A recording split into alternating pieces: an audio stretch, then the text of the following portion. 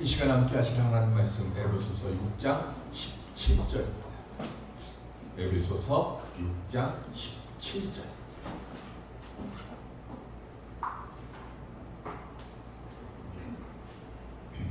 한 목소리로 합독하도록 하겠습니다. 구원의 투구와 성령의 검, 곧 하나님의 말씀을 가지라. 아멘. 주님 앞에 기도할 수 있음에 감사하고 그 감사함의 마음으로 우리의 모든 문제들이 해결되지는 역사를 만들어가는 우리 모두가 될 수 있기를 주님의 이름으로 축원드립니다. 사탄은 끊임없이 우리들에게 의심의 불화살을 쏘아댑니다. 사단이 우리에게 가장 원하는 것이 뭘까요? 하나님의 자녀들인 우리들이 말씀을 멀리하고 성령 의지하지 않고 내 자신을 의지하며 살아가도록 하는 겁니다. 어떤 목사님이 교인이 교통사고가 나서 병원에 입원했다는 소식을 듣고 병원으로 급히 갔습니다. 그래서 그 집사님에게 집사님 힘내십시오라고 이야기를 했더니 그 집사님이 울면서 이렇게 얘기를 합니다. 목사님, 저는 머리 하나로 먹고 살았는데 대학에서 좋은 대학도 1등하고 그렇게 졸업을 할 만큼 공부 잘해서 그래서 머리 하나 믿고 살았는데 머리 다치는 교통사고를 당했으니 이제는 내가 뭘로 먹고 살아야 합니까? 뭐라고 얘기를 해야죠?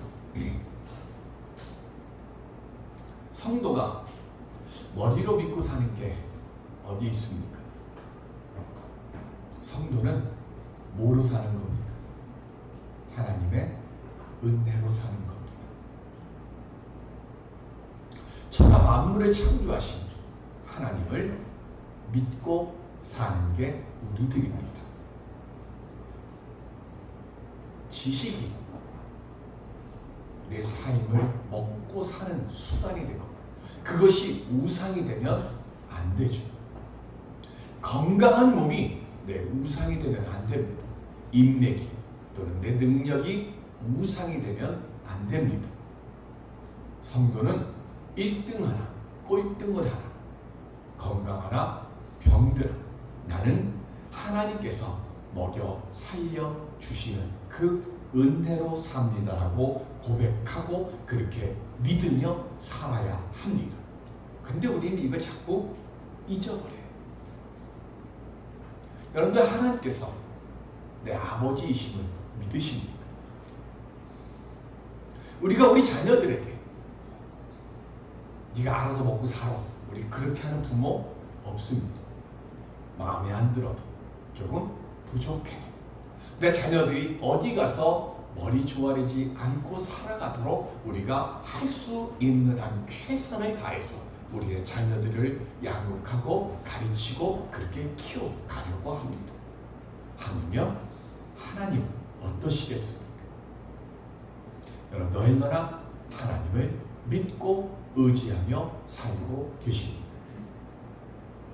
오늘 우리는 돈으로, 지혜로, 인맥으로, 능력으로 사는 게 아니라 하나님, 내 아버지 되시는 하나님의 능력으로, 하나님의 도우심으로, 하나님의 지혜로 살아가는 자입니다. 고백하며 내 삶에 있는 모든 문제들을 믿음으로 넉넉히 이기며 살아갈 수 있는 새로운 믿음의 은혜를 고백하는 우리 모두가 될 수 있기를 주님의 이름으로 간절히 기원드립니다.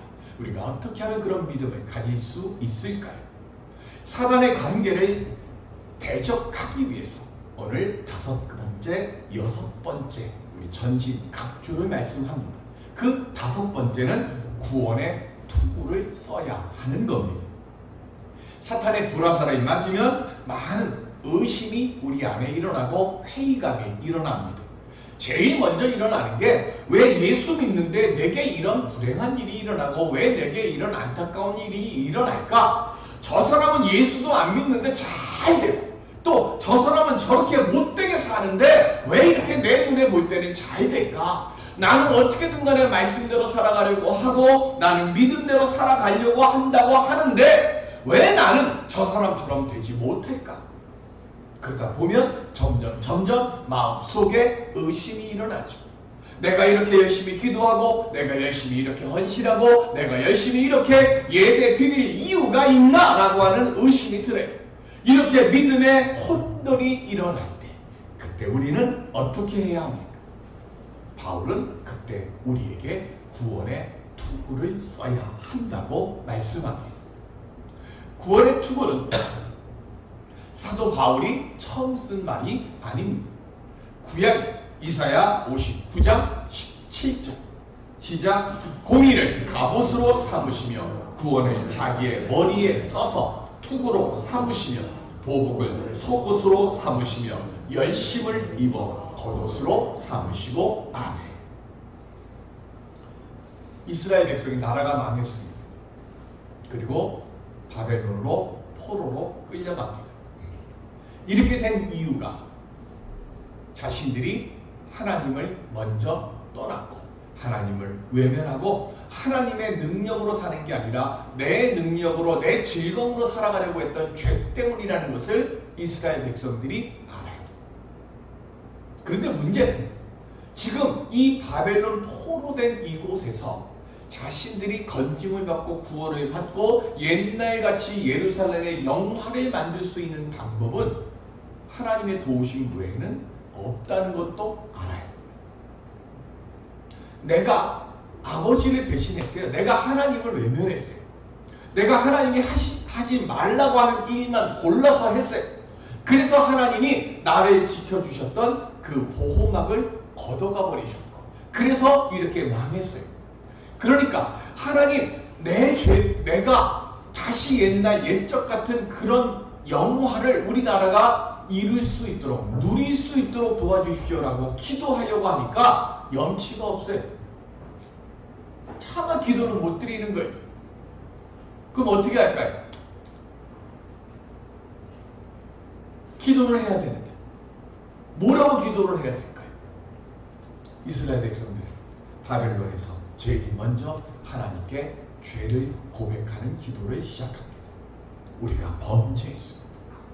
그리고 범죄함의 기도를 드리고 난 뒤에 그 다음에 무슨 기도를 드릴까요? 회개의 기도를 드립니다. 이스라엘 백성들은 이 비참한 현실에서 우리를 건져주시옵소서라고 기도한 것이 아니라 우리가 잘못했습니다. 우리가 범죄했습니다. 주여 이 시간 저희들이 이 범죄한 모든 것을 주님 앞에 고합니다. 그러니 우리의 기도를 들어 주시옵소서. 건져달라 구원해달라 구하지 않았어요. 그런데 하나님은요 죄사함과 그리고 회개의 이 탄식의 기도를 들으시고 구원의 투구를 이스라엘 백성들에게 쓰게 하시고 그리고 그들에게 구원을 베풀어 주셨습니다. 그 감사함의 고백이 이사야 59장 17절의 말씀입니다. 그럼 신약에서는 어떨까요? 데살로니가 전서 5장 8절 시작. 우리는 낮에 속하였으니 정신을 차리고 믿음과 사랑의 호심경을 붙이고 구원의 소망의 투구를 쓰자. 아멘. 에베소서하고 비슷하죠? 6장에 있는 말씀하고 비슷해요. 그런데 다른 게 하나 있어요. 구원의 투구 사이에 뭐가 끼어 들어갔어요? 소망이 들어가요. 그래서 구원의 소망의 투구를 쓰자. 바울이 쓰신 말씀입니다.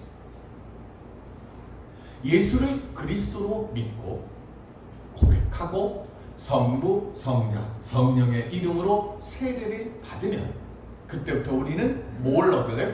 구원받을 자격증을 받습니다. 그러나 분명히 알아야 될 것, 자격증을 받은 것이지 구원이 완성된 것은 아니에요. 그래서 사단은 어떻게 해서든 간에 우리를 이 구원의 자리에서 뭐해요? 끌어내리려고. 구원의 자리에서 우리를 끊어보려고 우리에게 계속 의심의 화살을 쏘아대는 겁니다. 그래서 그 마음속에 교활하게 들어와가지고 의심 많은 성도가 되게 하는 거예요. 그래서 한번 의심이 들어오기 시작하면 선악과 열매를 따먹게 되어지고, 그래서 원죄를 범하는 것처럼 한번 들어오게 작게 시작한 그 의심을 통해서 우리의 마음속에 불신의 뿌리가 뿌리 박혀지게 하는 거죠. 그리고 야, 이 정도 죄는 괜찮아 라고 하면서 한 번, 두 번 작은 죄를 범하게 만들고, 그렇게 작은 죄가 범하게 되어지다가 나중엔 죄가 우리 마음속에 꽉 차게 만들어져서 죄에 무감각한 사람들로 만들어버려요. 그래서 어느 순간 깨닫게 되고 돌아다 보면 더 이상 나는 구원의 자리에 머물러 있지 못한 상황에 처해 있는 나를 발견하게 됩니다. 그래서 우리는 마음속에 의심의 씨가 자라려고 할 때마다 나는 예수 그리스도의 십자가 대속의 사랑을 받은 자고, 창세전에 이미 그리스도로부터 나는 택함을 받은, 구원받을 자로 선택받은 예정된 자로서 나를 불러주셨고 나를 세워주셨고 나를 사랑하신다고 하는 그것, 그래서 절대로 나를 하나님은 내버려 두시지 않으실 것이라고 하는 확신을 가지고 사단에 맞서야죠. 그리고 우리가 반드시 기억할 것, 사단의 힘과 능력이 아무리 크다 할지라도 예수 그리스도의 능력은 더욱 크다는 것을 우리는 알고 있어야 하고 믿어야 한다는 것입니다. 이게 바로 소망의, 구원의 소망의 투구를 쓰는 겁니다. 중국 문화혁명 때 한 사람이 투옥돼서 가진 고문을 너무 심하게 당했습니다. 너무 고통스럽고 너무 견딜 수가 없어서 스스로 감옥 안에서 목숨을 끊으려고 생각을 하다가 문득 창문 밖을 이렇게, 감옥 새창살 밖을 이렇게 고개를 돌렸는데 연 하나가 감옥 위에 날아다니는 걸 보고 깜짝 놀랍니다. 왜냐하면 그 연은 이 사람이 감옥에 들어오기 전에 자기 아들에게 만들어준 연이었어요. 그 연을 아들이 날마다 정해진 시간에 감옥 바깥에 와가지고 아버지 보시라고 연을 날린 거예요. 근데 다른 날은 못 보다가 죽으려고 결심한 그날 눈을 딱 돌렸는데 마침 그 연이 딱 눈에 들어온 거예요. 이 사람은 아들이 날린 그 연을 보고 소망을 품습니다. 그리고는 그 지옥 같은 시간에 내가 빨리 나가서 내가 여기서 잘 견뎌서 내 아들과 함께 저 연을 날려야지 라고 하는 그 소망을 가지고 그 지옥의 시간들을 견뎌냈다고 합니다. 어떤 어려움도, 어떤 병마도, 어떤 시련도 하나님의 사랑 안에서 하나님의 자녀로 택함받은 우리로부터 그것을 빼앗아갈 수 없음을 우리는 믿고 구원의 투구를 쓰고, 그래서 결국에 승리를 만들어 가는 우리들이 되어야 합니다. 우리가 그렇게 믿음으로 구원의 소망의 투구를 쓸 때 우리는 죽음의 자리에서도 일어나고 생명을 선포하는 하나님의 그 생명을 살리는 자의 그 소명을 감당하는 하나님의 복된 자가 될 줄로 믿습니다. 이 은혜의 구원의 소망의 투구를 쓰는 우리 모두가 되시기를 주님의 이름으로 간절히 기원 드립니다. 마지막 6번째 전신 갑주는 성령의 검입니다. 지금까지는 모두 방어용이었어요. 그런데 유일하게 공격용 무기가 바로 이 성령의 검입니다. 성령의 검은 뭘까요? 하나님의 말씀입니다. 성령의 검이란 성령의 능력이 임할 때 하나님의 말씀을 가장 강력하게 사용할 수 있습니다. 말씀의 능력, 찬양의 능력이 강력하게 발휘되려고 하면 우리는 말씀 중에 찬양 중에 성령의 임재함을 경험해야 합니다. 믿음의 시작은 뭐부터 시작해요? 하나님의 말씀을 들음에서부터 시작됩니다. 그런데 모든 사람들에게 하나님의 말씀이 들려지지만 그것을 아멘으로 받아들이기 위해서는 반드시 뭐가 동행이 돼야 돼요? 계시됨이 동행돼야 되는 거예요. 그 계시됨을 통해서 성령의 임재함의 은혜를 깨닫게 되고, 그래서 계시된 하나님의 뜻을 깨달아 순종하게 되어질 때, 그때 사단의 영과의 싸움에서 우리는 승리할 수 있게 됩니다. 로마 병사들의 칼은 투구도 특색이 있고요, 방패도 특색이 있고, 가운도 특색이 있어요. 당연히 신발도 특색이 있으니까 검도 특색이 있겠죠. 로마군의 검은 강력한 무기가 될 수 있었던 이유는, 보통 칼은요, 한쪽은 뭉툭하고 한쪽이 날카로워요. 그런데 로마군의 검은 좌우에 날선 검이에요. 히브리서 4장 12절에 하나님의 검은 뭐예요? 좌우에 날이 서서 우리의 골침령 골수를 쪼갠다 그러잖아요. 로마군의 검이 그런 거예요. 그래서 거기서 착안을 해서 하나님의 말씀은 좌우에 날이 선 검이라고 하는 말이 나오는 거예요. 그러니까 어느 쪽으로 공격을 해도 상대방에게 큰 해를 가할 수 있는 무기가 로마의 군의 검이에요. 예수 그리스도가 40일을 금식하신 뒤에 세 가지 시험을 받습니다. 첫 번째는 뭐죠? 돌들로 떡덩이가 되게 하라고 했습니다. 예수님이 어떻게 물리치셨죠? 사람이 떡으로만 살 것이 아니요 하나님의 말씀으로 산다고 했습니다. 두 번째 시험이 뭡니까? 성전 꼭대기로 올라가서 네가 하나님의 아들이거든 뛰어내리라 그랬어요. 그때 예수님이 뭐라고 하셨어요? 주 너의 하나님을 시험하지 말라 그랬어요. 세 번째로 세상의 휘황찬란한 모습을 보여주고는 마귀가 예수님에게 뭐라고 얘기해요? 내게 절하라. 그러면 이 모든 권세를 너에게 주겠다. 그때 예수님이 어떻게 하십니까? 마태복음 4장 10절 시작. 이에 예수께서 말씀하시되 사탄아 물러가라. 기록되었으되 주 너의 하나님께 경배하고 다만 그를 섬기라 하였느니라. 아멘. 말씀의 결정판이 뭐예요? 우리는 하나님을 섬기고 경배하는 거예요. 이것이 최고의 무기라는 거죠. 세 가지 시험을 모두 다 하나님의 말씀으로 물리치시는데, 그때 이 말씀이 뭐가 되는 거예요? 사단의 머리를 내리치는 양날의 날카로운 검이 되는 거예요. 그래서 그 검을 맞고 사단이 뒤로 물러갔습니다. 오늘 우리들도 말씀의 능력으로 무장해야 합니다. 예수님께서요 여러 이적을 보이셨어요. 특별히 병든 자를 고쳐주셨고요, 귀신 들린 자들을 온전케 해주셨습니다. 그래서 사람들이 많이 예수님을 따라다녔습니다. 최고로 많은 사람들이 모였던 때가 있습니다. 언제죠? 요한복음에 나오는 최고로 많은 사람들이 모였어요.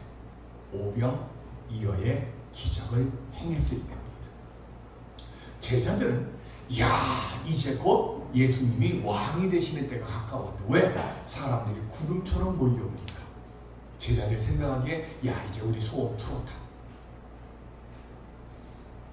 병 고쳐줘, 귀신 쫓아내줘, 거기다가 먹을 것까지 줘요. 얼마나 좋아요? 막 사람들이 막 예수님 이름 부르면서 막 환호해요. 그런데 예수님은 그 환호 소리에, 그 기대감에 찬물을 확 끼얹어요. 여기 안 써놨어요. 성경을 찾을까요? 누가복음 9장 23절. 누가복음 9장 23절.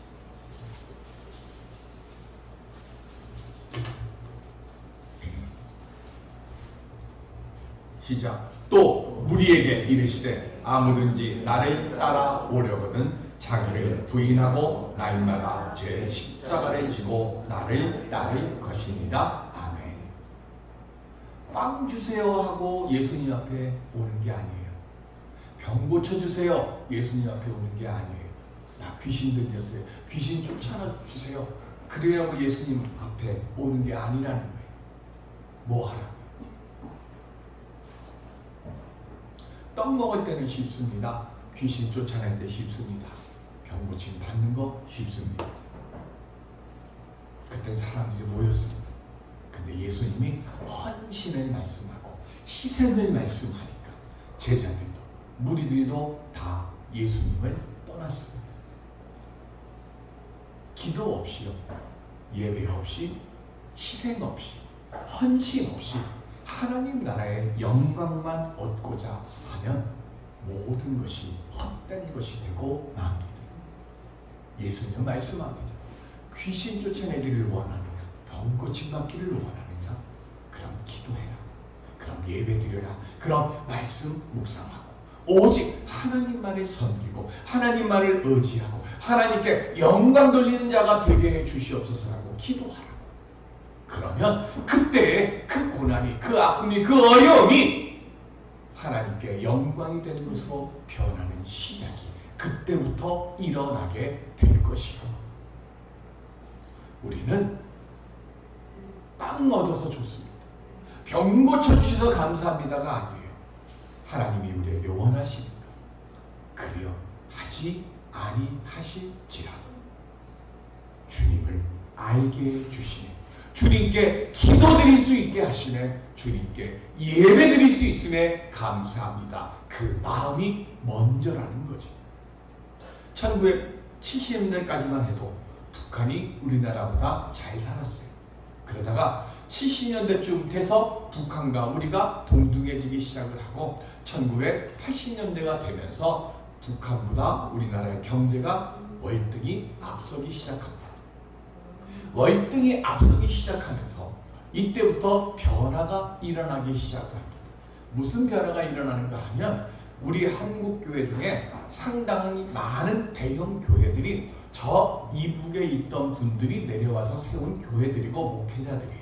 그래서 이북에 고향을 둔 많은 목회자들이 이북에 지원을 하기를 원해요. 그런데 김일성이 이 교회와 목회자들로부터 지원을 받아야 되는데 북한에 뭐가 없어요? 교회가 없잖아요. 목사들이 불러갖고 지원해달라고 해야 되는데 교회가 없어요. 그래서 급하게 교회를 하나 만듭니다. 그 교회가 봉수교회입니다. 그리고는 교회를 세웠어요. 자, 교회는 세웠는데 교회가 누가 올까요? 안 오잖아요. 하나님 없다고 가르치는 것이 북한인데 교회를 만들어 놓고 그 교회 사람 오라고 하는데 누가 옵니까? 안 오잖아요. 그러니까 일단은 남한에서 목회자들이 왔을 때 우리 예배 드린다고 하는 건 보여야 될 거 아니에요. 돈 얻으려면. 그래서 어떻게 누굴 데리고 와요? 간부 부인들을 데리고 옵니다. 근데 간부 부인들이 교회를 올까요? 그러면? 안 와요.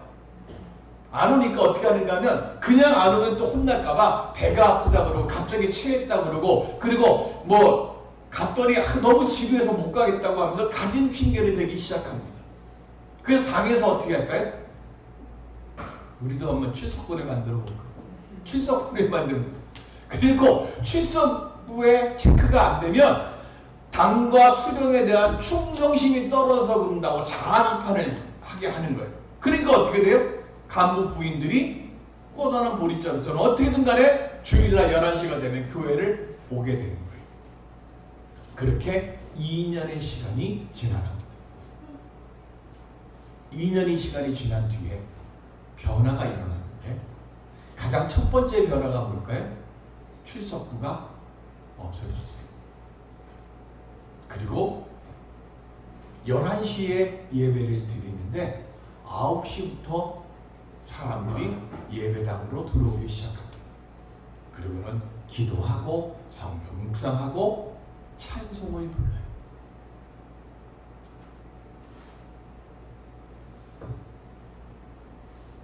예배를 드리는데 얼굴에는 행복이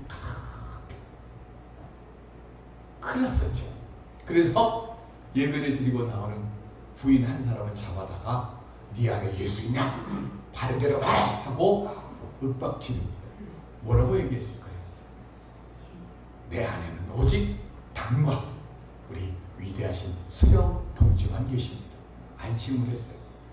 그리고 또 몇 달을 또 지켜봅니다. 근데 예배당 밖에서 변화가 일어나기 시작해요. 예배 시간이 11시인데 처음에는 한 10여 명 정도가 예배당 근처에 모이다가 조금 시간이 지나니까 100명쯤 모여요. 그리고 좀 더 시간이 지나니까 500명쯤 교회 바깥에 매일 둘러요. 그러다가 12시가 딱 되면 한 사람도 없이 다 터져요. 그래서 또 한 부인을 붙잡았습니다. 그리고는 묻습니다. 예수 믿느냐? 뭐라 그랬을까요? 나는 예수를 믿습니다. 나는 이제 죽어도 여한이 없습니다. 비록 내가 저 교회에 들어가서 예배를 드리지 못하고 찬송을 부르지 못하고 설교를 듣지 못하더라도 그저 이렇게 밖에서 저 교회를 바라보는 것만으로도 너무 행복합니다. 나는 평양에 교회가 세워지기를 40년 동안 기도를 했습니다. 이제 하나님께서 제 기도를 들어주셨습니다. 이제 죽어도 여한이 없습니다. 깜짝 놀랐습니다. 이 여인이 누군가 했더니 당의 고위 간부 부인이에요. 그 충격을 받고 있다가 영국 외교관으로 나가게 됩니다. 그리고는 대한민국에 왔고 말 많고 탈 많은 일을 행했던 태영호 국회의원이 됩니다. 태영호 씨의 간증이에요. 억지로 드리는 예배를 통해 생명의 길을 깨닫게 됩니다. 그리고 기쁨이 충만하게 됩니다. 우리 만남의 교회를 보고 얼마나 기뻐하십니까? 우리는 내가 원 없이 기도할 수 있으면 얼마나 그것에 대해서 소중함을 느끼고 계십니까?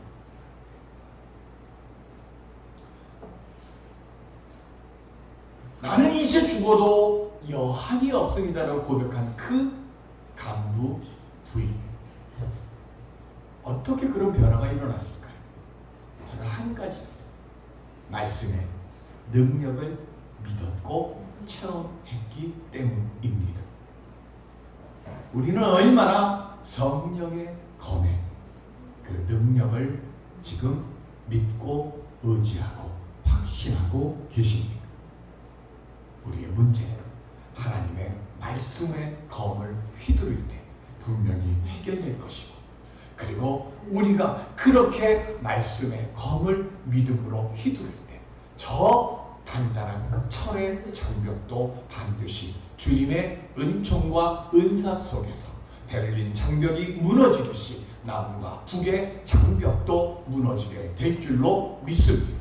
그리고 그것뿐만이 아니라 내 삶의 모든 문제들도 우리가 말씀의 그 능력을 체험하고 경험하고 고백할 때 우리의 모든 연약함들, 우리의 모든 문제들도 다 주 앞에 무릎 꿇게 될 줄로 믿습니다. 우리 모두 다 구원과 소망의 투구를 쓰고 내 문제를 모두 다 물리칠 수 있는 성령의 검을 온전히 들고, 그래서 주님이 부르시는 그 은혜의 자리로 뚜벅뚜벅 걸어가서 환난과 핍박도 이겨가고 내 질병과 내 문제도 해결받는 우리 모두가 될 수 있기를 주님의 이름으로 간절히 축원드립니다. 기도하겠습니다. 은혜의 아버지 하나님, 주님의 말씀이 내게 능력이 됩니다 고백할 수 있는 우리들 되게 해 주시옵시고, 그 능력 속에서 하늘 영광, 생명 살림, 사랑 세움의 복 주된 사명 잘 감당해가는 우리 모두가 되게 해 주시옵소서. 감사하며 예수 그리스도의 이름으로 기도드립니다.